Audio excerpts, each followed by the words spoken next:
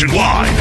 7 pulis naman ng Manila Police District arestado matapos na ireklamo ng pangingikil kapalit ng pagpapalaya sa isang sibilyan dahil umano sa gawa-gawang kasong may kinalaman sa droga. Brigada Kath Austria, ibrigada mo! Brigada Live Report.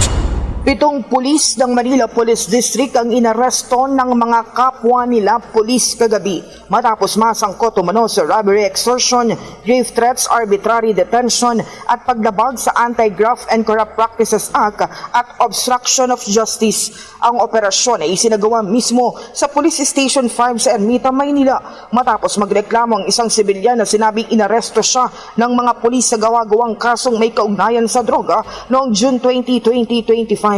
Ayon sa National Capital Region Police Office, batay sa isinagawang investigasyon, humingi umano ang mga suspect ng 50,000 pesos sa asawa ng biktima kapalit ng pagpapalaya ng sibilyan. Ngunit 20,000 lamang ang naipadala sa pamamagitan ng mobile transfer. Nang maghain ng formal complaint, agad ibinalik ng mga pulis ang pera upang pigilan ng legal action ng pamilya. Sa isinagawang operasyon, nahuli ang isang lieutenant, 3 staff sergeant at 3 patrolman na pawang miyembro ng anti-drug unit ng istasyon.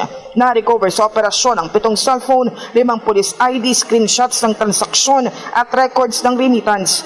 Ayon kay NCRPO Chief Major General Anthony Abirin, ang aksyon ay bahagi ng pagpapatupad sa accountability pillar ni PNP Chief General Nicolas Torre III na nagsusulong ng agarang aksyon laban sa mga tiwaling pulis. Kiti Abirin, walang puwang ang mga skalawag sa hanay ng PNP.